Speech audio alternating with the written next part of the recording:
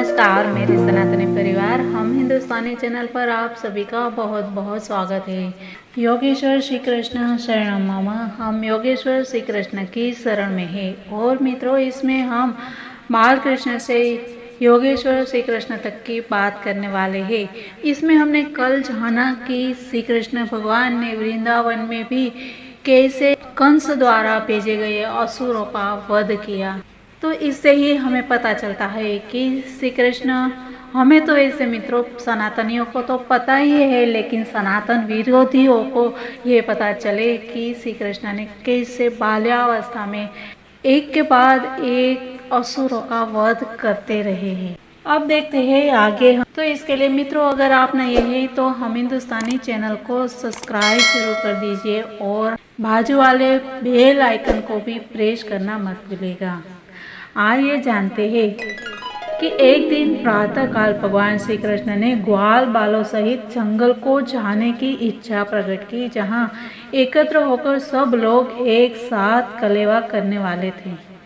ज्यों ही वे सोकर जगे तो उन्होंने महिष सिंह बजाया और अपने मित्रों को बुलाकर एकत्र किया। वे सब बछड़ों को आगे करके एक जुलूस के रूप में जंगल के लिए निकल गए। इस प्रकार श्री कृष्ण ने अपने हजारों ग्वाल मित्र एकत्र कर लिए।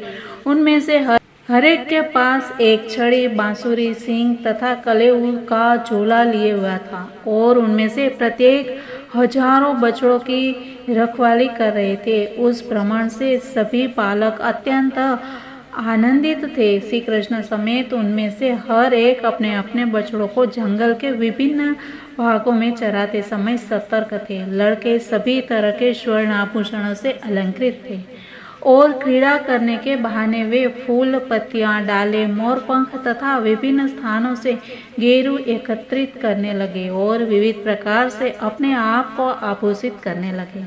जंगल से जाते हुए बालक एक दूसरे का कलेवा चुराकर तीसरे के पास पहुंचा देते और जब वह बालक जिसका कलेवा चोरी हुआ होता है वह जान जाता तो वह आपस में पाने का प्रयत्न करता, किंतु तब तक वह लड़का दूसरे के पास उसे फेंक देता। इस प्रकार बच्चे बहुत ही बाल लीलाएं करते और आनंदित थे। जब भगवान श्री कृष्ण कोई सुंदर दृश्य देखने के बहाने आगे दूर चले जाते तो उनके पीछे लड़के दौड़कर उन्हें छूने के लिए प्रयत्न करते और इस तरह भारी होड़ लग जाती। कोई कहता है कि मैं कृष्ण को पहले छूंगा और कोई कहता है कि अरे मैं तुमसे पहले पकड़ लूंगा। कुछ अपने बंसी बजाते और कुछ महिष सिंह द्वारा नाद उत्पन्न करते। उनमें से कुछ प्रसन्नता पूर्वक मोरों का पीछा करने लगे और कुछ कोयल की बोली का अनुकरण करने लगे। कुछ लड़के आकाश में उड़ते पक्षियों की पृथ्वी पर पड़ी रही छाया को अनुसरण करते हुए साथ साथ दौड़ने लगते। कुछ बंदरों के पास जाकर उनकी बगल में छुप के बैठ गए और कुछ एक मौन नृत्य का अनुकरण करने लगे। जैसा कि श्री भगवान ने स्वयं कहा है कि अध्यात्मवादी उन्हें ब्रह्म, परमात्मा तथा भगवान के रूप में अनुपात में अनुभव करते हैं। यहाँ पर इसी कथन की पुष्टि में भगवान श्री कृष्ण, जो अपने शरीर तेज से निर्विशेषवादियों को ब्रह्म साक्षात्कार कराते हैं, भगवान के रूप में अपने भक्तों को भी आनंद प्रदान करते हैं। जो लोग माया के वश में हैं, वे उन्हें केवल सुंदर बालक समझते हैं, फिर भी उन्होंने अपने साथ खेलने वाले ग्वालों को पूर्ण दिव्य आनंद प्रदान किया। पुण्यों के संचित होने पर ही वे ग्वाल बाल भगवान की संगति करने का लाभ उठा पाए। भला वृंदावन वासियों के दिव्य भाग्य का अनुमान कौन लगा सकता है।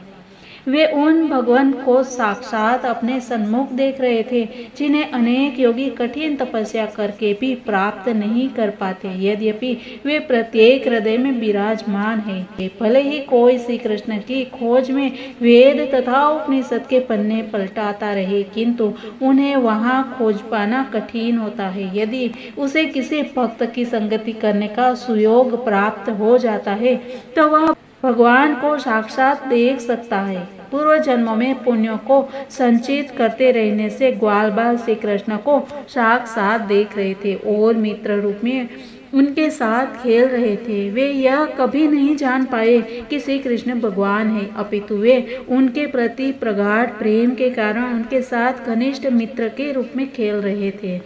जब भगवान श्री कृष्ण इस प्रकार अपने बाल संगियों के साथ अपनी बाल लीलाओं का आनंद ले रहे थे तो अघासुर नामक एक असुर अत्यंत आतुर हो उठा। वह श्री कृष्ण को सहर्ष खेलते न देख सका, अतः उन्हें मार डालने के विचार से वह बालकों के समक्ष प्रकट हुआ। यह अघासुर इतना घातक था कि इससे स्वर्ग के निवासी तक भयभीत रहते थे। यद्यपि स्वर्ग के निवासी नित्य ही दीर्घायु बनने के लिए अमृत पान करते थे, किंतु वे इस अघासुर से डरते रहते थे और आश्चर्य करते रहते थे कि इस अघासुर का वध कब होगा। यद्यपि स्वर्ग के निवासी अमर बनने के लिए अमृत पान करते थे, किंतु वास्तव में उन्हें अपनी अमरता पर विश्वास न था। दूसरी ओर श्री कृष्ण के साथ खेलने वाले ग्वाल बालकों असुरों का भय न था, वे भय से मुक्त थे। मृत्यु से रक्षा करने के सारे भौतिक प्रबंध अनिश्चित होते हैं, किंतु यदि कोई कृष्ण भक्ति करता है तो उसकी अमरता निश्चित है। यह अघासुर श्री कृष्ण तथा उनके साथियों के समक्ष प्रकट हुआ। वह पूतना तथा बकासुर का छोटा भाई था। उसने विचार किया, इस श्री कृष्ण ने मेरे भाई तथा मेरी बहन का वध किया है, अब मैं इसे इसके साथियों तथा बछड़ों सहित मार डालूंगा। अघासुर कंस द्वारा प्रेरित किया गया था, अतः वह दृढ़ संकल्प होकर आया था। अघासुर सोचने लगा कि जब वह अपने भाई तथा बहन की स्मृति में अन्न तथा जल की अंजलि देगा और ग्वाल बालों समेत श्री कृष्ण को मार देगा तो वृंदावन के समस्त वासी स्वतः मर जाएंगे। सामान्यतया गृहस्थों के जीवनाधार उनके बच्चे ही होते हैं। जब सारे बच्चे मर जाएं तो स्वाभाविक है कि उनके प्रेमवश उनके माता पिता भी मर जाएं। इस प्रकार वृंदावन के समस्त वासियों का वध करने का निश्चय करके अघासुर ने महिमा नामक योग सिद्धि के द्वारा अपने शरीर का विस्तार किया। सामान्यतया सारे असुर सभी प्रकार की योग शक्तियां अर्जित करने में पटु होते हैं। योग पद्धति में महिमा सिद्धि द्वारा मनुष्य इच्छानुसार अपना विस्तार कर सकता है। अघासुर ने अपने आप को 8 मील तक फैलाकर एक मोटे सर्प का रूप धारण कर लिया। ऐसा आश्चर्यजनक शरीर प्राप्त करके उसने अपना मुंह पर्वत की गुफा के समान खोल लिया। फिर श्री कृष्ण तथा बलराम समेत समस्त बालकों को तुरंत निगल जाने की इच्छा से रास्ते पर बैठ गया। इस असुर ने भारी मोटे सर्प के रूप में अपने ओंठ पृथ्वी से आकाश तक फैला लिए। उसका निचला ओंठ पृथ्वी पर था और ऊपरी ओंठ बादलों को छू रहा था।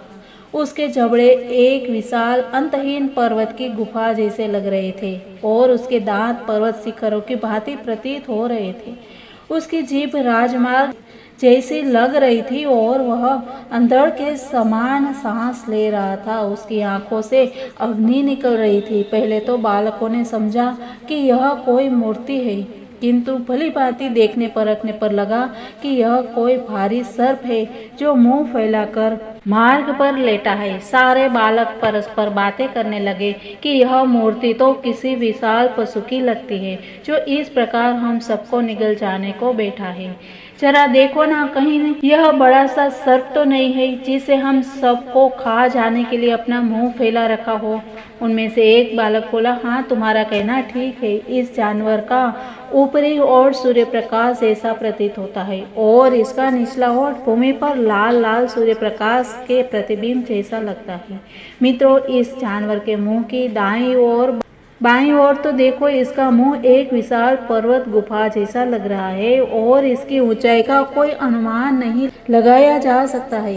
इसकी ठुड्डी पर्वत शिखर की भांति उठी हुई है। यह लंबा सा राजमार्ग उसकी जीभ लगता है। ऐसा सब बातें करते फिर उन सबों ने परस्पर मंत्रणा की कि यदि हम सभी इस विशाल सर्प के मुंह में एक साथ प्रवेश कर चले तो भला यह हम सबको कैसे निगल जाएगा और यदि हम सबको एक साथ निगल भी जाए तो श्री कृष्ण को कैसे निगल पाएगा। श्री कृष्ण इसे तुरंत मार डालेंगे, जैसा कि उन्होंने बकासुर के साथ किया था। इस प्रकार बातें करते हुए उन्होंने श्री कृष्ण के कमल के समान सुंदर मुख को देखा और ताली बजा बजा कर हंसने लगे। इस तरह वे आगे बढ़े और उस भीमकाय सर्प के मुंह में घुस गए। इस बीच प्रत्येक के हृदय में परमात्मा रूप में वास करने वाले श्री कृष्ण समझ गए कि यह मूर्ति जैसी आकृति कोई असुर है, किंतु ग्वाल बाल इसे नहीं जानते थे। श्री कृष्ण योजना बना ही रहे थे कि अपने अंतरंग मित्रों को विनाश से कैसे बचाया जाए कि सारे बालक अपने बछड़ों समेत सर्प के मुंह के भीतर प्रविष्ट हो गए, किंतु श्री कृष्ण नहीं गए। वह असुर श्री कृष्ण के प्रवेश की प्रतीक्षा कर रहा था और सोच रहा था कि मेरे भाई तथा बहन को मारने वाले श्री कृष्ण के अतिरिक्त सभी प्रवेश कर चुके हैं। श्री कृष्ण प्रत्येक व्यक्ति की सुरक्षा के आश्वासन है, किंतु जब उन्होंने देखा कि उनके सारे मित्र उनके हाथ से निकलकर इस विशाल सर्प के उदर में जा चुके हैं तो वे एक क्षण के लिए शोकाकुल हो उठे। उन्हें आश्चर्य भी हुआ कि माया कितने विचित्र ढंग से कार्य करती है। फिर वे विचार करने लगे कि इस असुर का किस प्रकार वध किया जाए और बालकों तथा बछड़ों को कैसे बचाया जाए।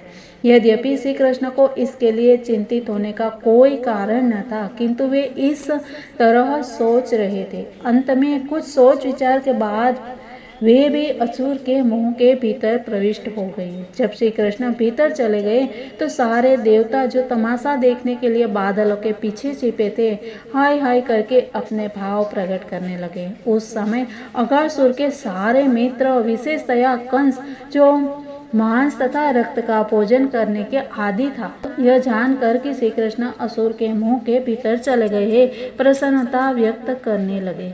जब यह असुर श्री कृष्ण तथा उसके साथियों को चकनाचूर करने का प्रयास कर रहा था, उसी समय श्री कृष्ण ने देवताओं को हाय हाय करते सुना।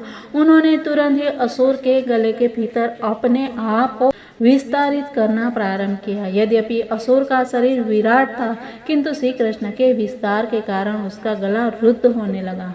उसकी बड़ी बड़ी आंखें तीव्रता से घूमने लगी और तुरंत ही उसका दम घुटने लगा। उसकी प्राणवायु किसी भी छिद्र से बाहर न आ सकी, पर अंत में उसकी खोपड़ी के ऊपरी भाग के एक छेद से बाहर फूट निकली। इस प्रकार उसके प्राण निकल गए। असुर के मर जाने पर श्री कृष्ण ने अपनी दिव्य दृष्टि से ही सभी बालकों तथा बछड़ों को सचेत किया और उन सब के साथ असुर के मुख से वे बाहर आ गए। जब श्री कृष्ण अघासुर के मुख में थे तभी असुर की आत्मा प्रज्वलित प्रकाश की भांति बाहर आ गई, जिससे सभी दिशाएं दीप्त हो उठी और वह आत्मा आकाश में रुकी रही, क्योंकि ज्यों ही श्री कृष्ण ने ग्वाल बालों तथा बछड़ों सहित उस असुर के मुंह से बाहर निकल आए, वह प्रज्वलित तेज तुरंत ही देवताओं के देखते ही देखते श्री कृष्ण के शरीर में मिल गया। देवताओं ने अत्यधिक प्रसन्न होकर भगवान श्री कृष्ण पर फूलों की वर्षा की और उनकी पूजा की। स्वर्ग के निवासी प्रसन्नता से नाचने लगे और गंधर्व लोक के वासी विविध प्रकार की स्तुतियां करने लगे। बादल हर्ष से नगाड़े बजाने लगे, ब्राह्मण वेदों की स्तुतियां सुनाने लगे और भगवान के सारे भक्त जय जय तथा भगवान श्री कृष्ण की जय शब्दों का उच्चारण करने लगे।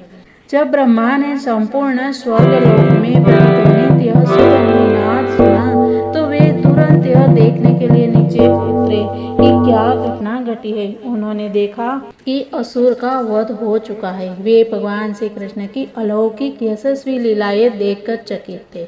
भगवान श्री कृष्ण, जो कि उनके लिए किसी को अपने नित्य शरीर के साथ तदाकार होने का अवसर प्रदान करना सहज है, उन्होंने अघासुर को ऐसा अवसर प्रदान किया। अघासुर निश्चय ही सबसे बड़ा पापी जीव था और पापी के लिए परम सत्य से तदाकार होना संभव नहीं होता, किंतु इस विशिष्ट घटना में चूंकि श्री कृष्ण अघासुर के शरीर के भीतर प्रविष्ट हुए थे, अतः यह असुर अपने समस्त पाप कृत्यों से मुक्त हो गया। जो व्यक्ति विग्रह रूप में भगवान का या मानसिक रूप में साक्षात शाश्वत स्वरूप का निरंतर चिंतन करते हैं, उन्हें ईश्वर का साम्राज्य रूपी दिव्य गंतव्य प्राप्त करने तथा भगवान के साहचर्य का अवसर प्राप्त होता है। यह सिद्धि तभी संभव है जब भगवान के स्वरूप को मन के भीतर बनाए रखा जाए, किंतु अघासुर के शरीर में तो भगवान स्वयं प्रविष्ट हुए, अतः अघासुर का पद किसी सामान्य भक्त या बड़े योगी के पद से श्रेष्ठ है। भगवान श्री कृष्ण की दिव्य लीलाओं के श्रवण में लीन महाराज परीक्षित, जिनकी रक्षा श्री कृष्ण ने उनकी माता के गर्भ में स्थित रहने समय की थी, उनके विषय में सुनने के लिए और भी उन्मुख हो गए। अतः उन्होंने उन सुखदेव गोस्वामी से प्रश्न किया कि जो उन्हें श्रीमद् भागवत सुना रहे थे। राजा परीक्षित को यह जानकर कुछ विस्मय हुआ कि अघासुर वध की चर्चा 1 वर्ष तक नहीं चली, जब तक कि सारे बालक पौंगड़ अवस्था को प्राप्त नहीं हो गए। महाराज परीक्षित इस घटना को जानने के लिए और भी उत्सुक हुए, क्योंकि उन्हें विश्वास था कि इसका संबंध श्री कृष्ण की विविध शक्तियों के कार्य से है। सामान्य रूप से क्षत्रिय अथवा शासक वर्ग सदैव अपने राजनीतिक मामलों में व्यस्त रहते हैं। उन्हें भगवान श्री कृष्ण की दिव्य लीलाओं के श्रवण करने का बहुत कम अवसर प्राप्त हो पाता है, किंतु जब परीक्षित महाराज इन दिव्य लीलाओं का श्रवण कर रहे थे तो उन्होंने इसे अपना परम सौभाग्य समझा, क्योंकि वे न केवल श्री कृष्ण की लीलाओं को सुन रहे थे, अपितु वे उन्हें परम पंडित सुखदेव जी के मुख से सुन रहे थे, जो कि श्रीमद् भागवत के महान अधिकारी थे। इस प्रकार महाराज परीक्षित द्वारा पूछे जाने पर सुखदेव जी श्री कृष्ण के रूप, गुण तथा यश तथा सात सामान संबंधित दिव्य लीलाओं का वर्णन अभी आगे करेंगे, वो हम देखेंगे कल की बातों में। तब तक के लिए मित्रों सबको जय हिंद, वंदे मातरम, भारत माता की जय।